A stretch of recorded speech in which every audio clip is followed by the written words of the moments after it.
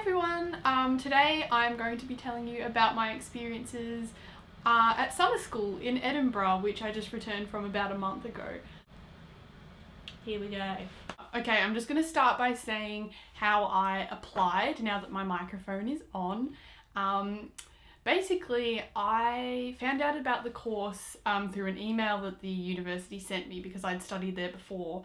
And so they were giving me the option to apply for their summer school, which I did. It's an online application. It's all really easy. Basically, because I wanted credit towards my degree at home, I had to get the subject approved by my home university before they could decide whether that subject fit into my course at all.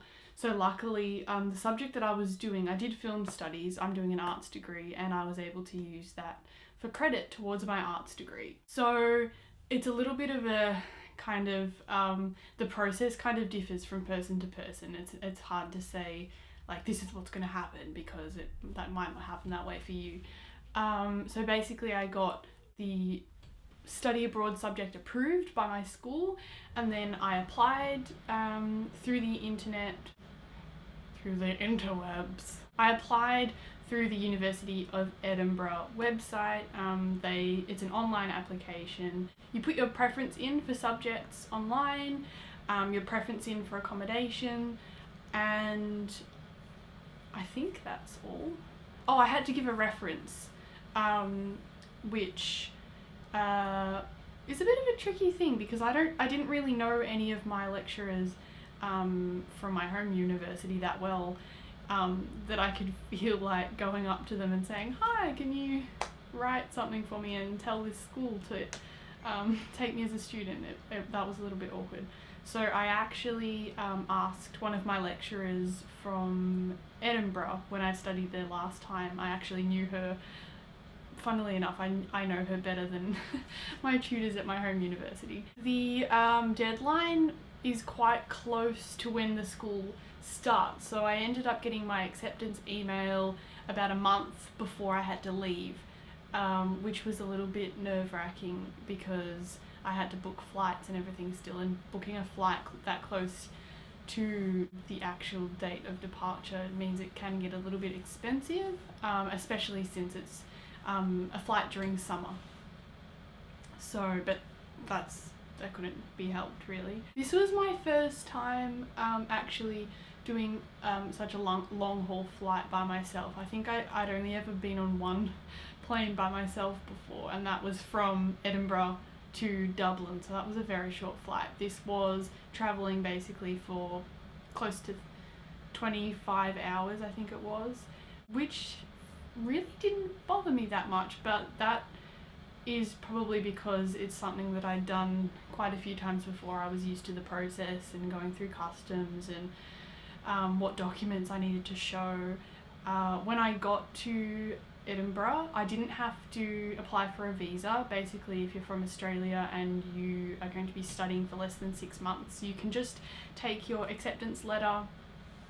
Don't use this as your final information before you leave. Make sure you check the government website, but basically you just need to prove that you're studying there for less than 6 months and that you've got some money to support yourself for that time, and they give you a temporary student visa that's valid for 6 months, I believe, at the border. Yeah, that's what I did. It was very strange arriving in Edinburgh 4 months after I'd just left. I definitely didn't think that I'd be returning so soon, and it was very weird to suddenly be in the centre of the city again. It was quite overwhelming, and I didn't really cope with it at first. It was very overwhelming. I think I'll probably do a blog post on that topic because I know a lot of people are leaving to go and study overseas at the moment, or even just for a holiday, and it can be quite a shock when you arrive in a different country on the other side of the world completely by yourself. So that is something that I dealt with. I guess I have some tips that I could give that might be helpful. I had about 4 or 5 days by myself before I moved into the flat with the other students from the summer school. I was assigned to a flat with 4 other girls, 3 from America, 1 from Melbourne.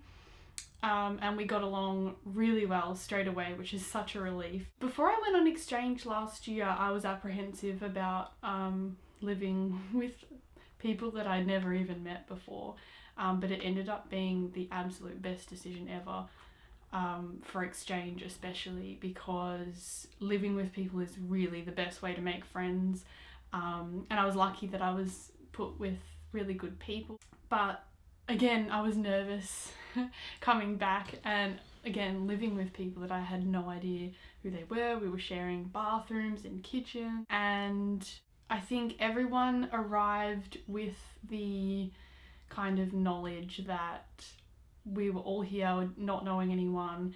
Some of us had never been to Edinburgh before, and everyone was really eager to make friends. So we got along really well from the start, and we had so much fun. We made friends with our neighbours on the flats either side of us, and everyone would just pile into one flat each night, and we would make dinner and eat together, have a few drinks, maybe some champagne. Yeah, it was really, really nice just being surrounded by all these people around the same age, with completely different backgrounds. We had people from France and Germany, and yeah, it was really great. I mean, that's probably the hugest benefit of doing something like a summer school program overseas, because it attracts so many international students, and it's wonderful to have friends all over the world that you can visit and get to know about their cultures and the way that they study and what life is like in their countries. So the film festival was amazing. We got to attend the opening night